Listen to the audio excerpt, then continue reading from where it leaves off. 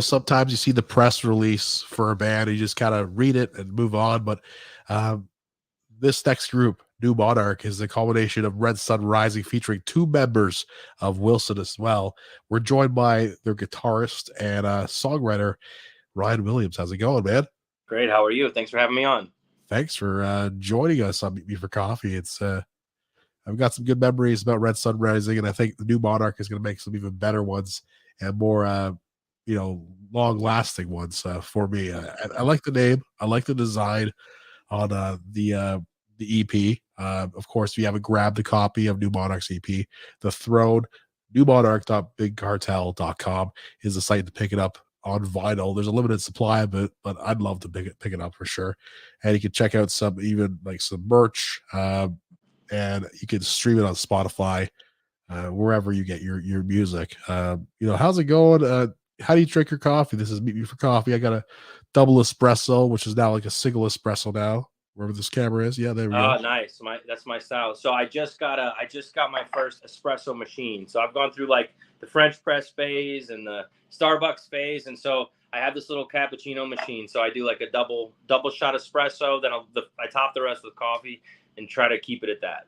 Yeah. I mean, I feel like espresso is more of like a clean high, right? Like I feel like I get what I need quicker out of it, and then I run all day with that. If I drink coffee all day, I feel weird. Yeah, you get almost like huffy, like your chest gets tight, and like tired, chest is tight. I'm a high strung as it is, so I can tell when I've had too much. I know, you know what I mean, like just yapping. Yeah. So I know you're a high stress guy. Like, how do you de-stress? I wouldn't say I'm high stress, but I have methods to de-stress though. I meditate, work out, I train MMA, which I really dig. And all the other stuff. I got a puppy and 2 kids. They're high stress, but they're high reward. So high stress, high strung. MMA is definitely something cool to get into. I used to hang out with those guys back in the day. Some of the fighters from here in Canada, Chris Clements and like Mark Hominick and stuff. They had something going up in my little hometown, and I used to like drop in and see them when they used to come to Boston Pizza. There's this place we used to go hang out and like eat pizza and watch fights every Saturday. So these guys were just local heroes. They used to just show up and have a few beers and listen to some of the experiences they've had. I even used to play in a band. I'm sure I mentioned it to you before. We had a fundraiser, and I was saying to Chris Clements, was the hardest punch in at that time in all of the UFC.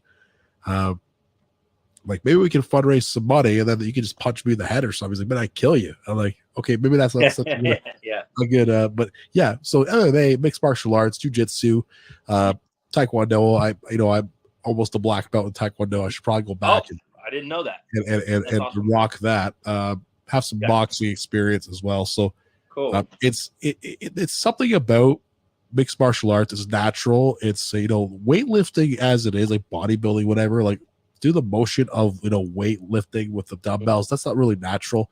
Fighting with your instinct is. So when you get in a fight, I don't start fights, but you get in a situation, you're able to defend yourself, and it's like almost automatic, right? So I think so. How'd you get into it? I right before the pandemic, it was sort of like around the time Red Sun Rising ended, and my son was on the way, and I don't know. I felt like I've always wanted to do it, right? I've always been a fan of boxing, and I started to get into MMA a little bit, and then I wouldn't follow fighters, and then I would. And then there was a local gym near my house, and I just popped in one day. I was like, if I'm going to be somebody's dad, right, I want to start picking at all the things that I'm either self-conscious about or the things that I don't know. I wanted to be tougher than I was, I guess, mentally. And then the physical aspect of it was just at the beginning, I guess it was to be able to defend myself. And now it's more of I'm enjoying the process and trying to find ways to get better. But I did it just to try to be a better dad, to be honest with you. And then I got hooked on it. And, I made friends. And before the pandemic, I was a little over a year in and starting to spar a lot and had a really good group of guys in it. I had to stop for a while, but now I'm back at it. And I got some new goals in mind. I think I'm going to put a little more time into jujitsu and start belting as opposed to doing the no-gi stuff I've been doing for a while. And yeah, I dig it. I tell people all the time too. Like I said, I like to meditate, right? When I can or whatever. But to me, sparring is meditation on steroids. I never feel better than when I got like a clean sparring session. And even if I didn't do great, or if the other guy just outpunched me or whatever, I always feel like the burdens of the day are so far removed. And I don't know. I dig it. So What hooks you about it? Like, what got you addicted to it? I think it's well, it's a good workout. It's stress management for sure. I have tons of admiration for the fighters. I feel like a fan around local guys that have fights. Like, I always want to go to their fights if we can. I like the sense of community, but also sometimes I get to work in and keep them warm, right? Which is kind of an honor because you got to get there. But I think one of the biggest things about it too is the process. You can't enjoy doing that sport without enjoying the process, because you lose a lot. You get hit a lot. It doesn't feel good a lot. You have days where you walk out, it's like, man, I'm good at this. And you go in next week and some guy chokes you out, and then the next guy busts your jaw up, and you have a headache for all week, and you barely landed a shot. And it's humbling. I don't know. I like everything about it. Yeah, you're resilient, man, and it takes a resilient person to keep on going in music. Describe the beginning of this new project, New Monarch. Yeah. So I had a bunch of songs written before Red Sun Rising split up. We were on the verge of writing a record, which means, writers got to write, right? Whoever writes in the band had to start putting songs together. And I had a lot of them I was working on. And I just sort of kept going. And when we split up, I sort of became more self-contained, like a lot more than we were used to. I used to be the kind of songwriter that a lot of times would like put an idea in a phone, and it could be so poorly recorded, but that was how the idea came to the next person before we started developing it. And then I started recording my stuff. And it wasn't soon after that that band had ended. And everybody loves those guys. I loved those guys. And I needed somebody to play a little bass on my stuff. So I hit up James from Wilson, and he lived in Detroit. I lived in Akron, Ohio. And he just drove down one weekend. And when he left, we sort of felt like we had a band. We had the outline of some of the stuff that's out already happened just that very weekend, right?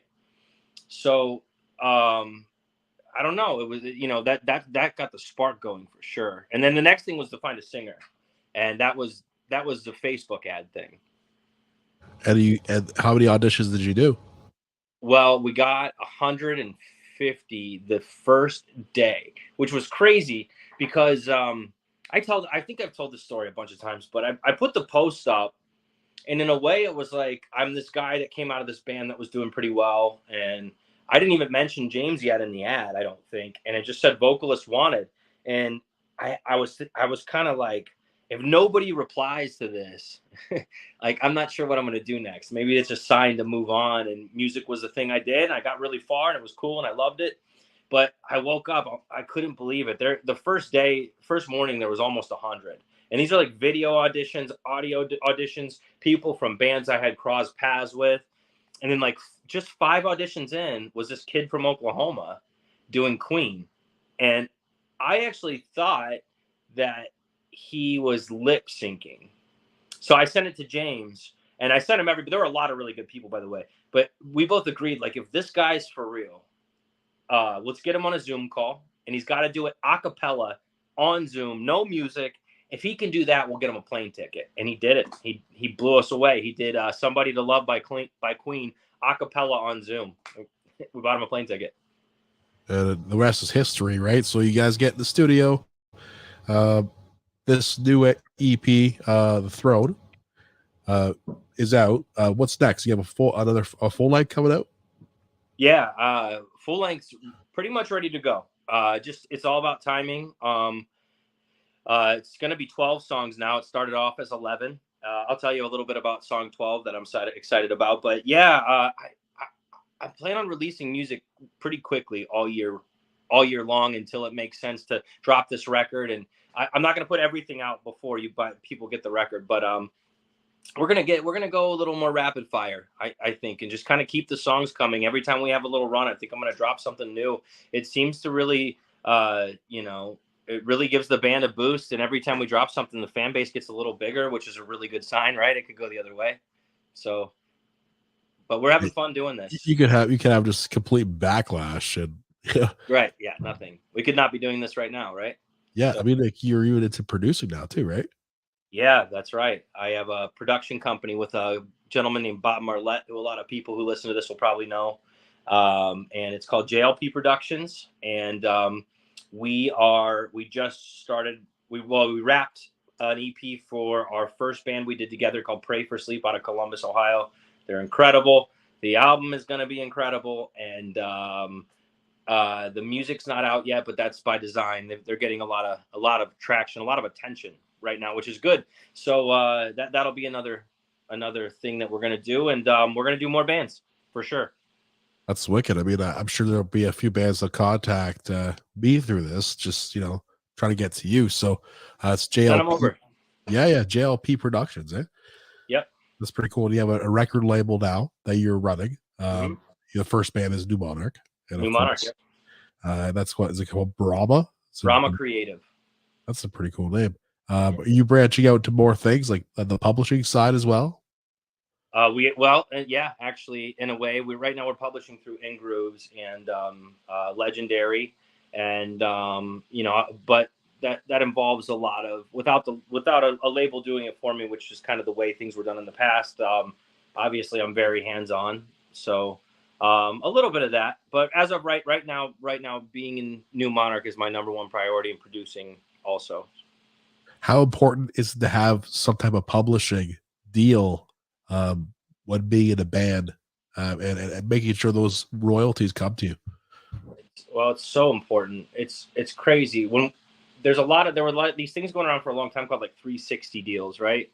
And a lot of times you'd sell your publishing rights to the record label, which makes it so that when you're moving on, like your songwriting royalties will come to you, but as far as like the decision making and the ownership over all the music, the publishing rights will go to the record label. That's very, very common.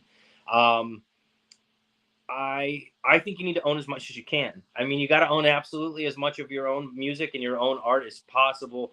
Could I see a scenario like where you do a little give and take for the leverage of the record label? I mean, definitely there's opportunities there, but a lot of people get pigeonholed into these long-term contracts and deals where they get these little chunks of publishing buyouts, and the next thing you know, they're just and if they're not songwriters, then they're really screwed. I mean, if you're not writing the songs and you don't own the publishing of your music, you're just a guy that's there. Well, I mean, like there's people like Taylor Swift who have like a bunch of people who write with her. So her selling her publishing half, she gets a huge chunk out of it. I'm sure those people are still on the hook somehow. They get the royalties anyway, right? Well, I mean, if it's worth your while, I'm sure there's good deals to be made, especially if you're Taylor Swift. Yeah. Typically, if you're a new band, they're probably not offering you a tremendous amount for that. But sometimes you don't have a choice. It's like this is the business we'll do with you. This is why it's tricky. It's tricky to navigate, and it's hard to understand in the first place, let alone then negotiate it, navigate it. And if you're a band that's been beating up your hometown for 10 years and you just can't get out, and then all of a sudden there's this glimmering light, everything looks attractive, and you've been sacrificing and doing it for free anyway. So it's tough because you can get on the hook for something that's not good for you long term. Yeah, absolutely. And there's a lot of bad decisions we've all made trying to make our music go and get to the masses. What is the biggest lesson that you've learned in your career thus far? The biggest lesson, I mean, I would say this, that the music side of it it's subjective, right? I think if you're going to be in the business of creativity, that your creation has to come first. What you like has to be about what you like. You need to be making what you like and enjoy making what you like, because there's a way bigger odds that you're not going to make money doing it. It's way, way more likely that you're not. So you should know that going into it. So if it's not about that for you, you're gonna have a pretty miserable run at this, you know. So I think number one is stick to your guns artistically, but still be an open book. There's plenty of great people that will teach you how to evolve as a music. I'm always learning from somebody, you know, especially in this production aspect of things with Bob. I've learned a ton from him. Again, this isn't the first time I've walked out of his studio like that. Red Sun Rising did that Polyester Zeal album there. That's how I met him. And we walked out better musicians. But we also walked out and said we made the record we wanted to make. And that was awesome. And that's what this new Monarch thing is. I think that the fact there is like this kind of radio polished, but if you look at my whole span of music I've written, that's kind of what I like. I mean, I like everything. This band explores the 6 minutes. The last thing we put out was like 6 minutes long, but you know, I don't feel like that's like a sellout quality of what I'm doing. I think that is a very tricky aspect of making music, and I think that's somewhere that, one, I like it. Number two, I think that's something I got good at over the years, and so that's by design. Like that's how I like my music to come out. I like that sheen at the end, you know, that songwriting, the hook that grabs you and pulls you in. Is there a lot of bands out there that have made a record they're just not happy about? Oh yeah, of course. Yeah, that's scary. Is failing on somebody else's terms, especially in this business, is really hard. I mean, imagine that every time you take a step making an album, and I know this has happened to, and you sacrifice what you think, what you really truly want, and then you give in, and then you give in, and then you give in because other people are telling you it's going to work, and if it doesn't, that hurts even worse because you kind of didn't even put out the thing you wanted. Like, what if you had done it your way? Also, and I'll tell you this from experience, if you put that song out and it doesn't go, nobody's going to own up to it anyway. So you better, like, you know, I'm not saying you need to be a hard ass all the time. Here's a philosophy that Red Sun Rising lived on and that this band lives on as songwriters and works in the studio. Best idea wins. Drop the ego for a second. Obviously that the song needs to be the song. And I think there are certain people that are more in the creative aspect of like what the lyrics should be and what the overall melody should be. But this band operates solely on best idea wins all the time. So if the bass player comes in and he's got the guitar part, or if I've got the lyric, or if Sebastian's got the lead, or, you know, anybody in the group has something and it's better than what I had, it's suck it up and put it in. You know, if it's like, this is the best thing for the song. I think that's a really valuable lesson too. That's pretty interesting. What are some of your band's goals in 2023? Keep touring, we're adding shows to the roster all the time.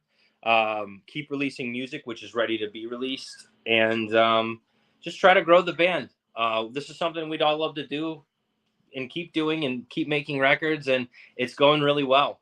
And it wasn't easy to get this thing started. So we're going to ride it out, but we're in this cool part of it where it's starting to catch. We just did this run of these EPs, these 5-song EPs. And when the ones that were signed, I personally took the responsibility of handling like where they go, like the shipping and all that stuff. And I couldn't believe how many new names and new cities and towns I don't even know that I've ever heard of where these went. So that was really awesome to see that this is spreading. And we're finally getting to go play.